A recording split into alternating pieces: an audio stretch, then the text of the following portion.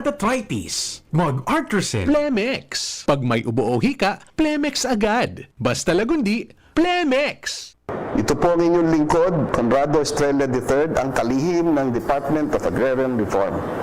Sama-sama natin tuklasin ang mga hakbang na tinatahak ng Department of Agrarian Reform para sa mas maunlad, makatarungan at tunay na reformang agraryo tungo sa layuning sariling lupa para sa bagong bukas na masagana. Uya na ang programang hatod kan Department of Agrarian Reform Bicol. Bitbit ang lihitimong putoro na makapaghatod ng istoryang kapupurutan ng inspirasyon gikan sa mga lihitimong paraomang benepisyaryo. Ginuno, halos sa bangibay pang probinsya kan rehiyon. Mag-iribahan kita, maghinanyo asin mag-antabay para sa kape asin baretang agraryo.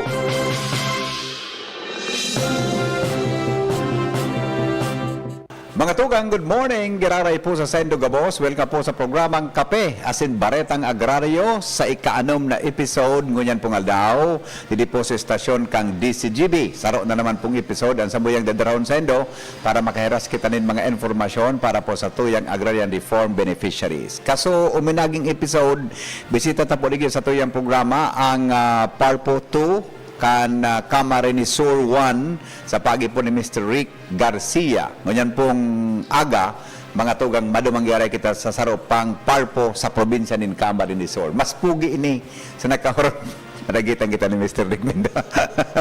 Mr. Rick Garcia. Sir, joke lang po, sir. Baka nagiling ka ngunyan.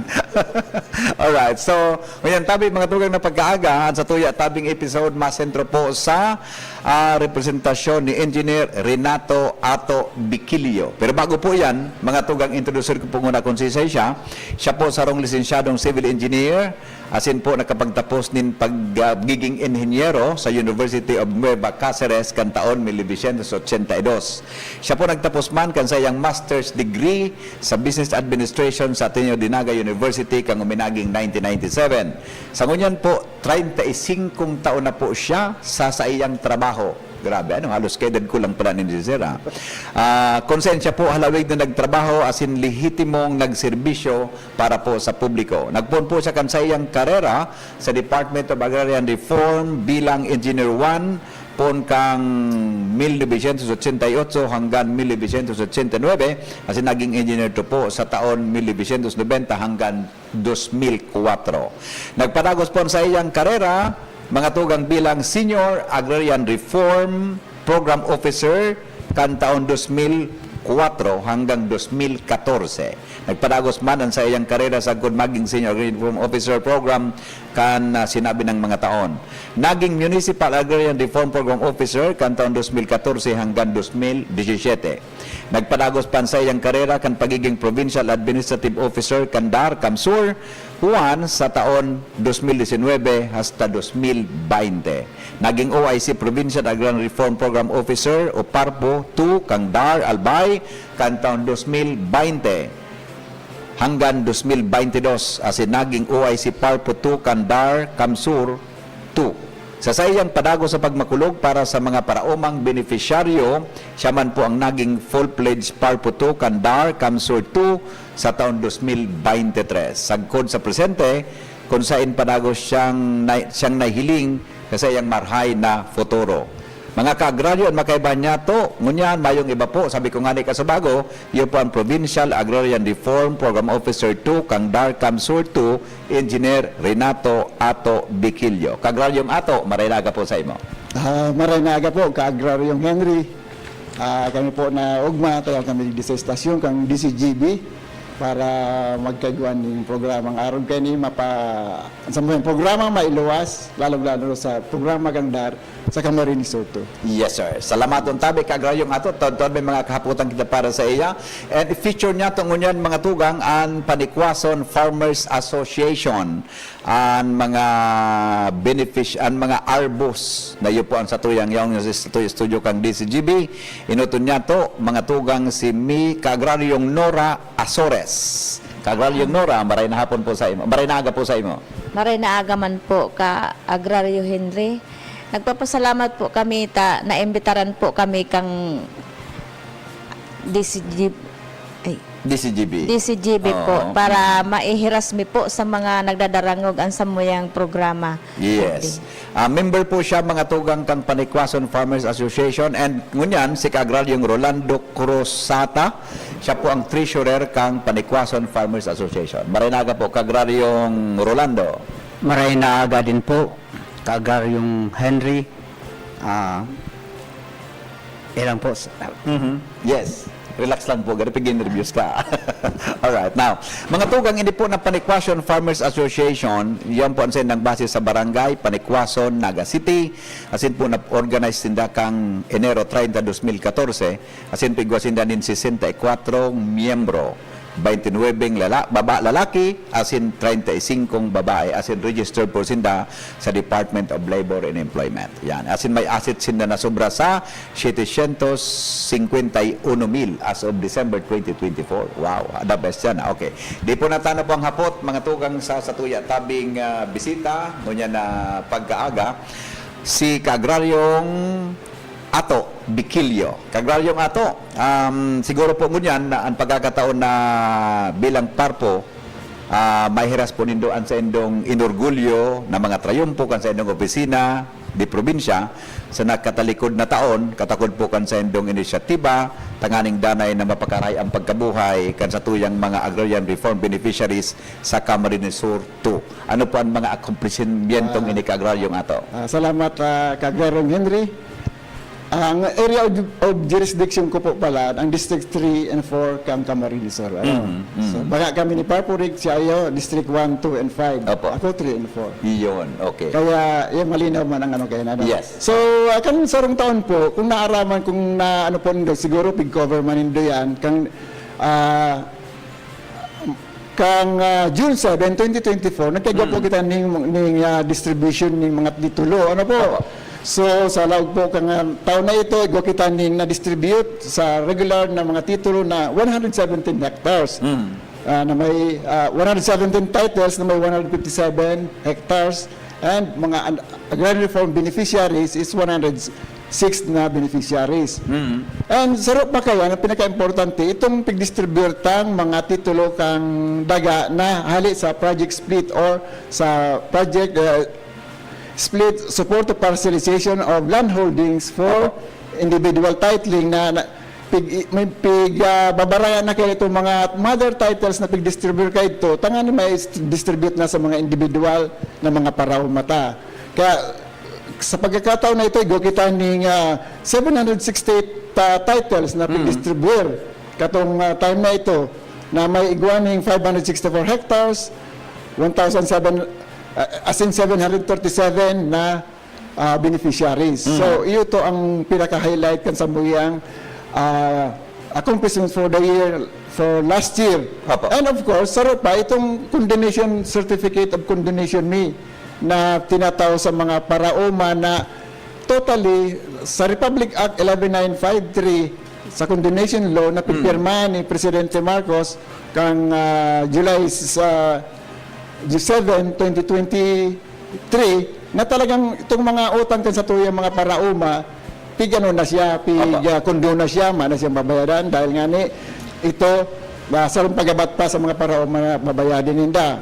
Igo kita katong pig-distribute na titulo na 4,907 na certificate na ang total katong amount na pig-condone na pig-anok sa mga hali sa mga paraong dapat singilon is 171 million. Dakula po ba ito? 171 million na pig-condone. As in, iba pang mga bagay na sa support services, igwa man kami dyan pitatarao. Ang dar po kaya bako lang sa land distribution nagtatapos ang samuyang opisina. Nagtatapos kami ng mga support services in terms of organization strengthening and sa pagkataos na mga trainings, mga basic trainings para ma-organize sinda.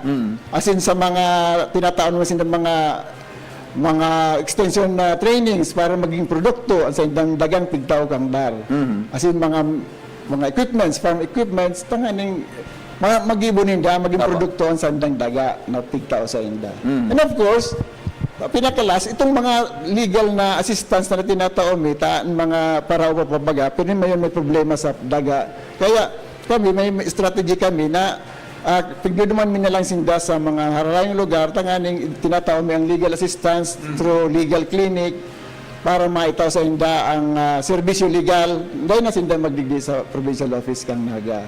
So, yan ang continuous man po, yan ang programa mi. Opo. Sa sendo pong liderato, sa paanong pag-ipunin doon na ipaabot ining ang siring na serbisyo sa tuyang mga benepisyaryong paraoma sa sendong Iyo area? po, saro nga ni po sa ano mi, ang opisina mi, unique po kaya ang opisina mi. Ang opisina mi po kaya, igong mga municipal agrarian reform offices. Oo. So, kami po,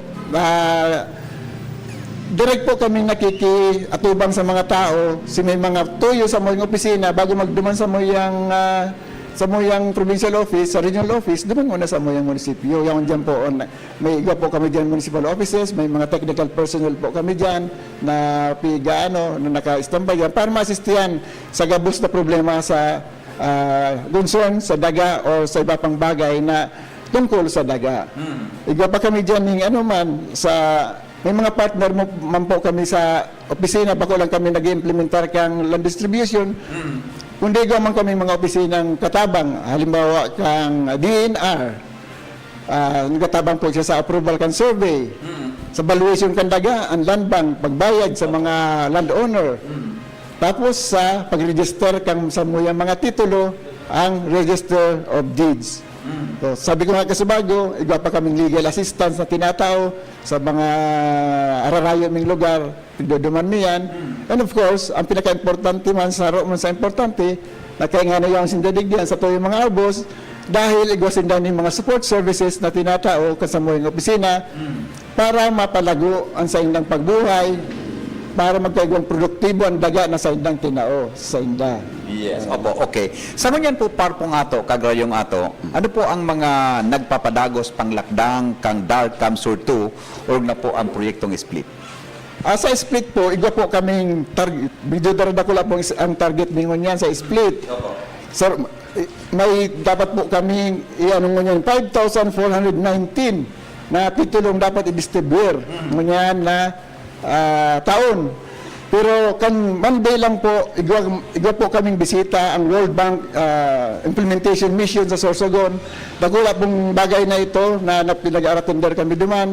Napigiling po kato ang manera kan implementasyon kang project split digdi sa Bicol, lalong-lalo na sa probinsya kang Sorsogon. Nagtaw man sinda duman ng direktiba, mga guidelines, kasi mga bago pang mga instruction kung paano mapapast track ang generate kan sa mo yung mga documentation, sa redocumentation, survey, lalong-lalo na, and then sa pag-generate kan mga e-titles, na ito ang pinaka-importanting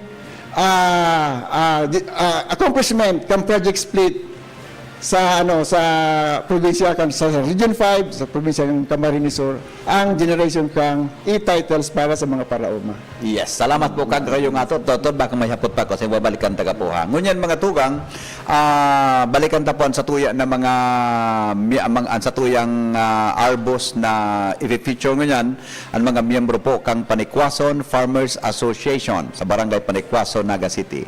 Kaulayon ta daw ini si Nora Azores. Kagrayong Nora, maray na aga po sa imo, graray, siya po mga tugang Board of Director kang Panikwason Farmers Association. Pwede po nindong istorya sa Samuya kung paano po nabilog ang senong organisasyon, asin kaso rin po ini nagpoon kagraryong Nora. Maray na agaman po ka, Henry. Ini pong samuyang organization po, nagpoon po ini kang January 30, 2014. Nagkaigwa po kami ng meeting, nagpa-meeting po ang DAR, saka nagkaigwa po kami ng member, bali 65 members po. Kaya nagkaigwa po kami ng organization po na arog po kayo ni asin. Iyan po ang samuyang kinakaputan ngunyan para magpadagos po ang samuyang organization. So, katakod po kan sa indong paghigos, asin pagsakripisyo kan sa indong mga miyembro para sa indong bilog na organisasyon. Arami po na igwa, asin igwa talaga ining magiging kapalit nin maray na bagay tabi kagraryong Nora. Ano-ano po ang mga dainin dumalilingawan na trayumpo na asin pagbisto sa indong organisasyon? Ayo po. Siguro po ang pinaka-daimi malilingawan, ito pong na-achieve po kan sa moyang organization. Araw po kaining mga ano pong National APHP Kumustahan 2024. Opo. Nagkaigwa po kami kaayan. As in, ini pong Oma Uswag Trade Fair kang 2022. Iyo po, nagkaibahan po kami dyan sa trade fair na iyan. As in, ini pong Region AHP 2021 man po ini. Iyo po yan ang samoyang dai malilingawan na accomplishment po kang mga taon na iyan. Yes. Bawa po yan Yes. lockdown. Yes, okay. Siyempre, bago po ang gabos na komplemento, aram ta po na igwa po ulit mga day maibitaran Ayo po. na mga pagkampang sa mga problema. Ayo Sabi po, ano. ayo po. Kaya po ko lang po sa saindon, ang saindong mga naging eksperyensya, ano na po ang mga nakahampang kan sa inong organisasyon na mga magabat na problema, asin paano po nindo ini pinagtrabangan-tabangan na malagpasan ka agraryo Nora? Ayo po ka Henry. Ano po yan, kadto pong mga panahon na ito, yan po ang pinaka critical po na sa moya, itong mga nakaaging pagbagyo, asin pag-uran, pag-init. Dakulaon po yan na magiging sagabal sa moyang pagtatanong.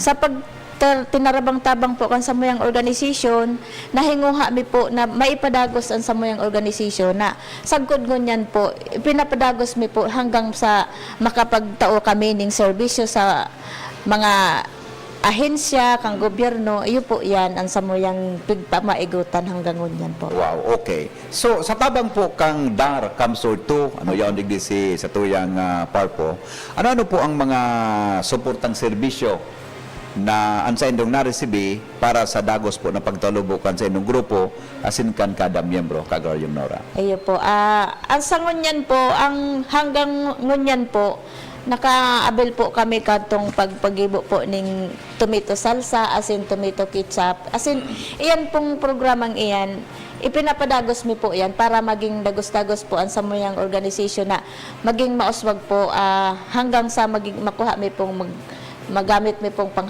panghanap buhay sa samoyang pamilya, pagkatabang po sa samoya. Yes, salamaton tabi Kagraryong Nora. Hapoton ta daw mga tugang ang tresurero. Yan.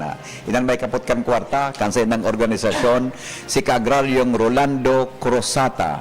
Maray na aga po grabe sa imo, Kagraryong Rolando. Maray na aga din po. Katakod kan sa indong pagbisita, o kaya kan sa indong pagbisto asin trayumpo, mayami po na maraman kung ano na mga produkto ang sa indong pig-orgulyo. Siyempre, aramtaman na ini ang saro sa mga bagay na naging kausa, kan mga marhay na bagay na inabtanindo, pun kay ito, sagkon ngunyan. Ano-ano po ang mga iyan, tabi Kagraryong Rolando? Bali ang sa mga produkto duman, iyo ang nag-concentrate kami sa vegetables production, tapos igwa din kaming livestock production. Opo. Tapos na din itong aning nasabi ni Kagraryong Nora na itong pagkuyang katong ketchup, tapos itong tomato salsa. Ang mga mi po sa sa vegetable production ang nag-concentrate kami maray na duman na pananong iyo po yan sayote, kamates, tapos yung bagyo, yung beans, tapos sinabi tang bagyo beans kaya, doon yan sa bagyo. Yeah. Sa tuya, Bicol beans man waga. So, so, yan po, basta itong sari-sari pong gulay, pero ang nag-strive talaga dyan sa Buyang Maray, yung sayote, tapos yung kamates, dyan po kami nagka-income ng dakula. Igwa din, doon sa salsa, Opo. natukdan din po kami katong dahil pag nagbabarato itong kamatis, doon may po pigigibo mo itong salsa sa ketchup. Wow, masiram yan Iyo po. Alright. Now, naraman mi po tabi Kagraryong Rolando, igo pa lang kamuki mga partners na na mga institusyon, arog kan ospital, asin iba pa. Ano pong mga institusyon ang mga ini, asin paano po ini nakatabang sa saindong organisasyon, asin ano man po ang marahay na naidulot ka ini sa sainda? Iyo po. Ikaw kaming mga kasusi, arog po kang BMC, ini pong Mother Seton, nagano na din po kami kan sa Mother Seton, tapos ining BGMP ko po kaming tulong district na piganuhan, ang Tigawon, Naga, saka Iriga. Nag-ano po kami diyan ng gulay.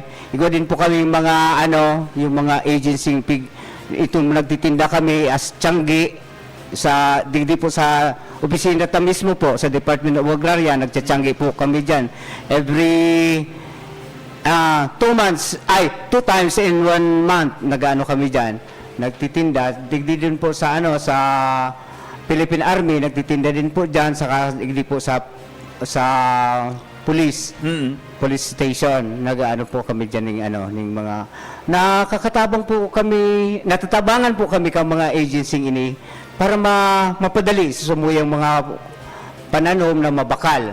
As in, matabangan mi din po sinda na makakuha sinda ng barato. Bako man gayong barato, tamalulugi man kami. So, siguro, baratong compare mo sa market, barato sa as in, matawan mi sinda ng preskong mga gulay.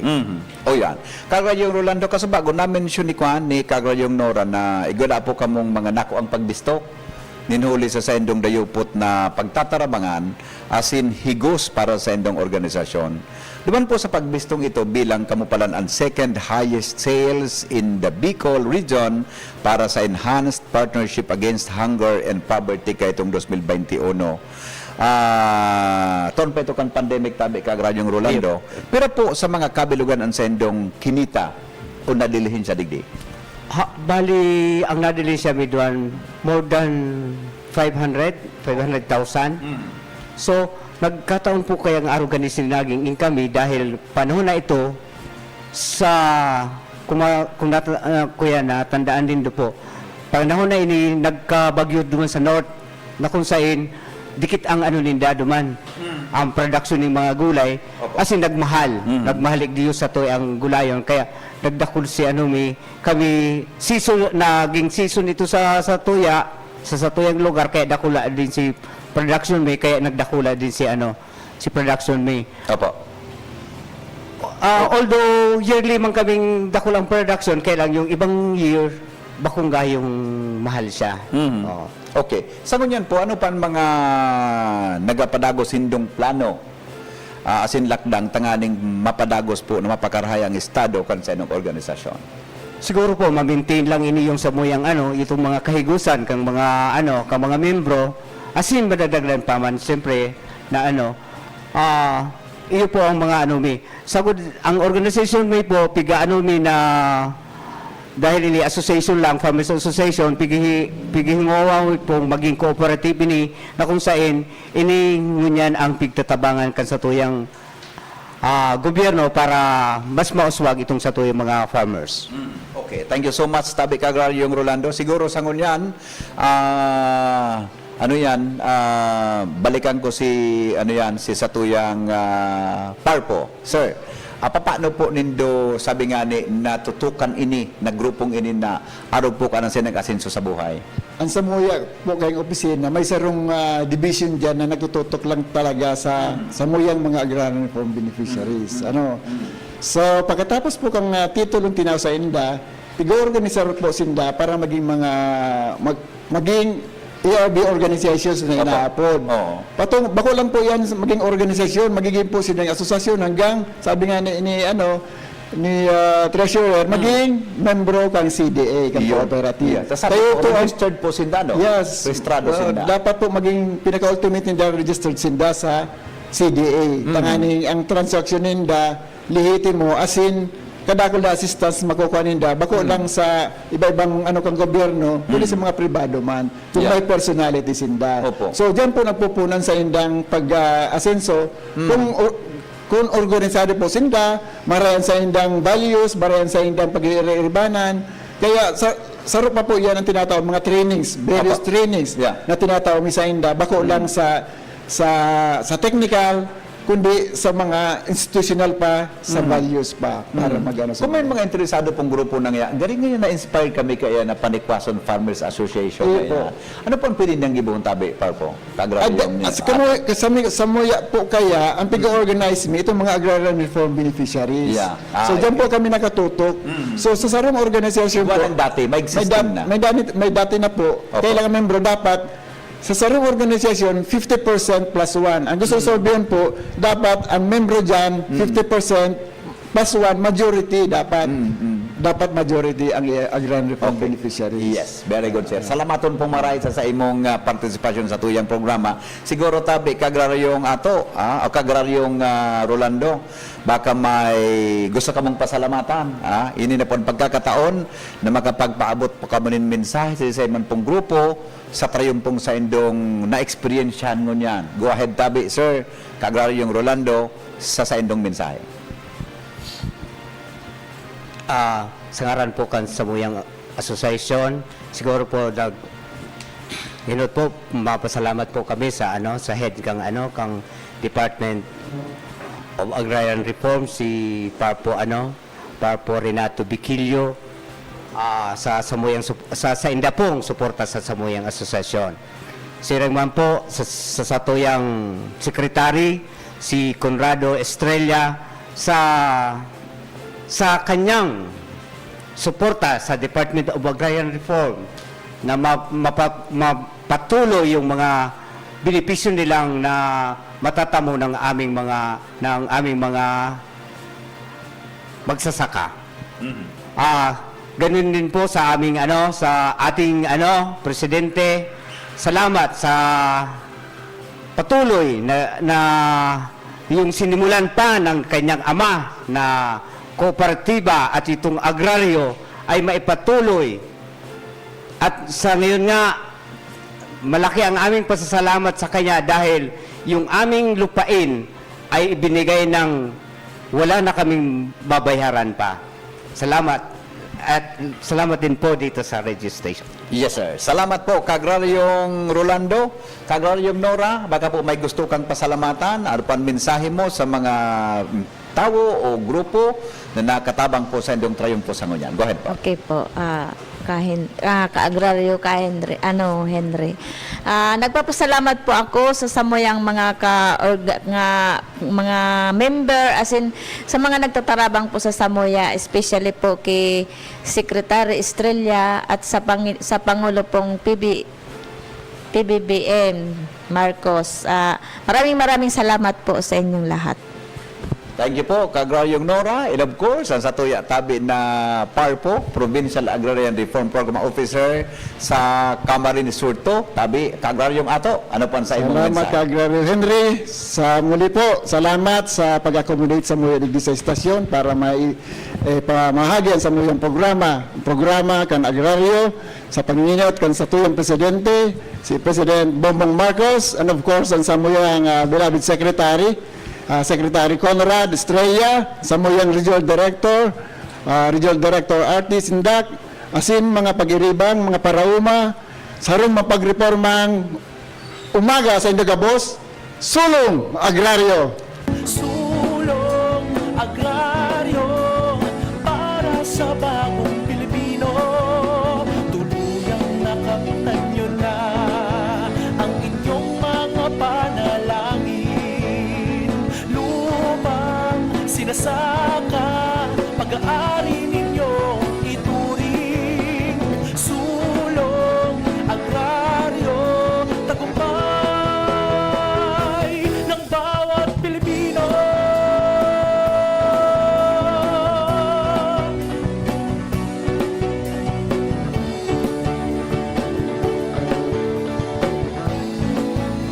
Salamat po.